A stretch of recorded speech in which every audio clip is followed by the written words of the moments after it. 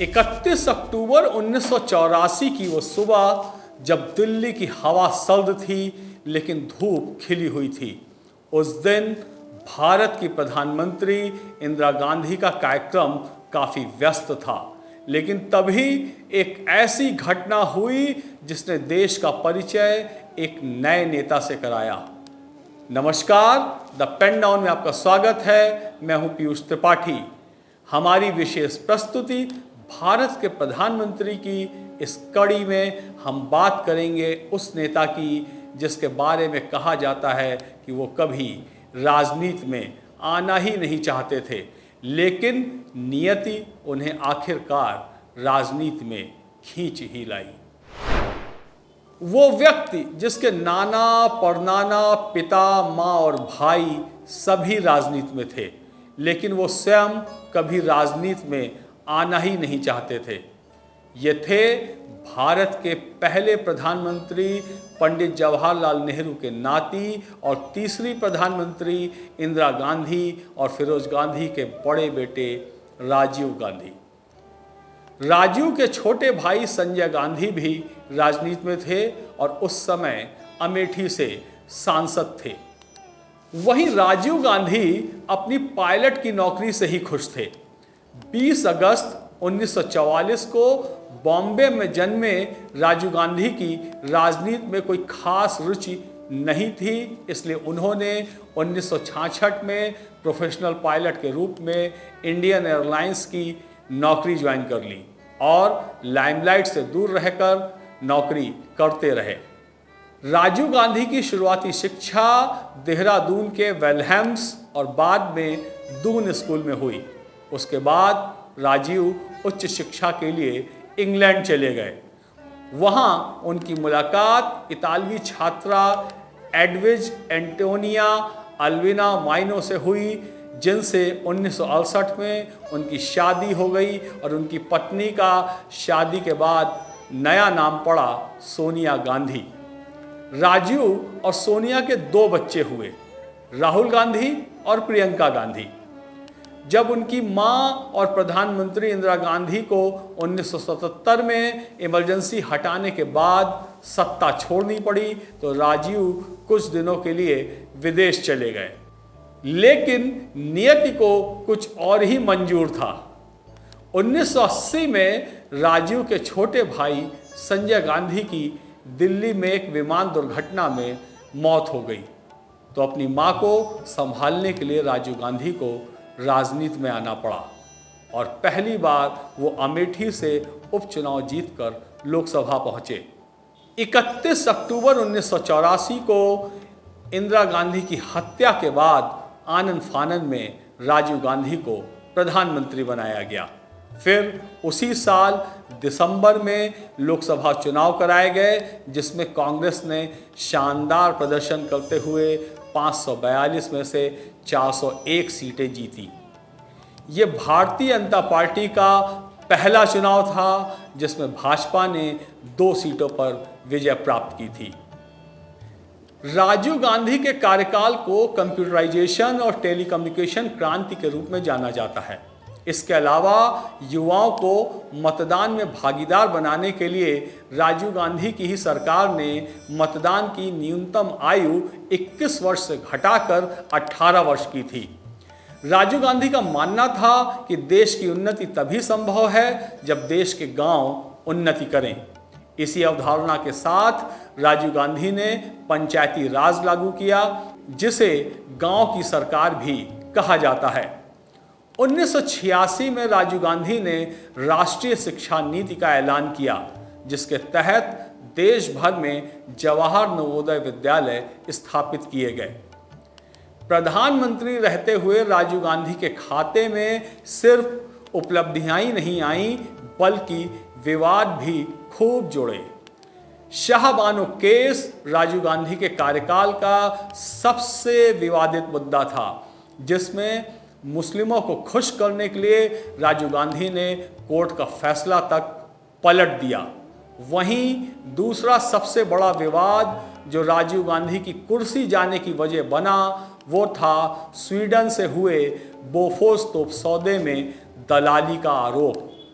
इस सौदे में स्वीडन रेडियो द्वारा खुलासा किया गया कि भारत के बड़े नेताओं और अफसरों को इस सौदे में 60 करोड़ रुपए से अधिक की रिश्वत दी गई है। बोफोर्स घोटाला सामने आने पर राजीव गांधी सरकार के वित्त और रक्षा मंत्री विश्वनाथ प्रताप सिंह ने उनके खिलाफ खुलकर बगावत कर दी और प्रधानमंत्री के इस्तीफे की मांग करते हुए मंत्री पद और कांग्रेस से भी इस्तीफा दे दिया। उस समय संपूर्ण विपक्ष एक हो गया और संसद के 110 विपक्षी सांसदों में से 106 ने इस्तीफा दे दिया। रिश्ते में राजीव गांधी के भाई और सलाहकार अरुण नेहरू समेत तमाम कांग्रेस नेताओं ने भी पार्टी छोड़ दी। वीपी सिंह के नेतृत्व में नई पार्टी का गठन किया गया जिसका नाम रखा गया जनता दल। बोफोर्स तोप सौदे में दलाली की वजह से राजीव गांधी सरकार पर संकट गहरा गया था और इसी आरोप की वजह से 1989 में उन्हें कुर्सी भी गंवानी पड़ी। वहीं श्रीलंका में तमिलों की स्वायत्तता और सुरक्षा के लिए संघर्ष कर रहा संगठन लिट्टे भी राजीव गांधी के लिए मुसीबत बन गया था। भारत चाहता था कि श्रीलंका में शांति कायम हो जाए। इसके लिए लिट्टे के नेता प्रभाकरों को दिल्ली भी बुलाया गया। हालांकि प्रभाकरों ने शांति समझौते को मानने से इनकार कर दिया। राजीव गांधी ने श्रीलंका में इंडियन पीस कीपिंग फोर्स यानी भारतीय शांति सेना भेज दी, जिससे तमिल समुदाय में राजीव गांधी को लेकर नाराजगी बढ़ गई, जिसका खामियाजा उन्हें अपनी जान देकर चुकाना पड़ा। राजीव गांधी से बगावत करने वाले विश्वनाथ प्रताप सिंह 1989 में हुए लोकसभा चुनाव के बाद प्रधानमंत्री बन गए। उस समय देश में राम मंदिर आंदोलन जोर पकड़ रहा था। राम मंदिर आंदोलन के समर्थन में रथ यात्रा निकाल रहे भाजपा नेता लाल कृष्ण आडवाणी को बिहार में लालू प्रसाद यादव की सरकार ने गिरफ्तार कर लिया। गिरफ्तारी के विरोध में भाजपा ने वीपी सिंह की सरकार से समर्थन वापस ले लिया। जनता दल में भी टूट हो गई और वीपी सिंह की सरकार गिर गई। इसके बाद नवंबर 1990 में कांग्रेस की मदद से चंद्रशेखर देश के अगले प्रधानमंत्री बने। हालांकि वो बहुत दिन तक इस पद पर नहीं रह पाए।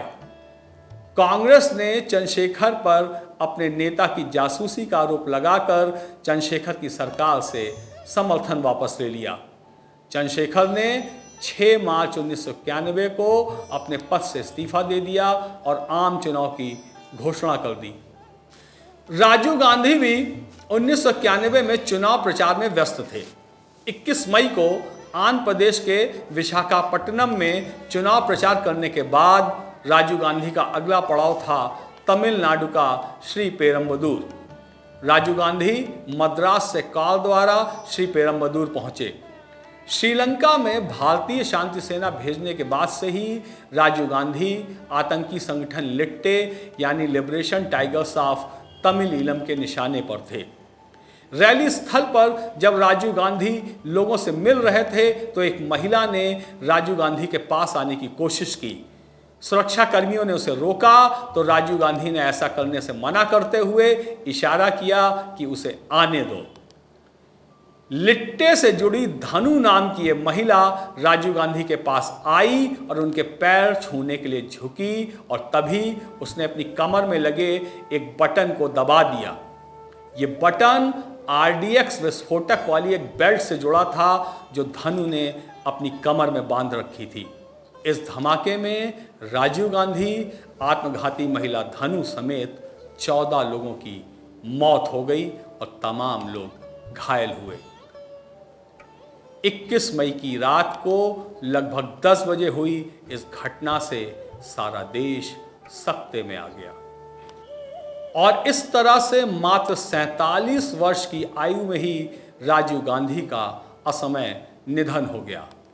राजीव गांधी इस देश के अब तक के सबसे युवा प्रधानमंत्री थे जिनके हिस्से में उपलब्धियां भी आईं और विवाद भी। आज की कड़ी में बस इतना ही।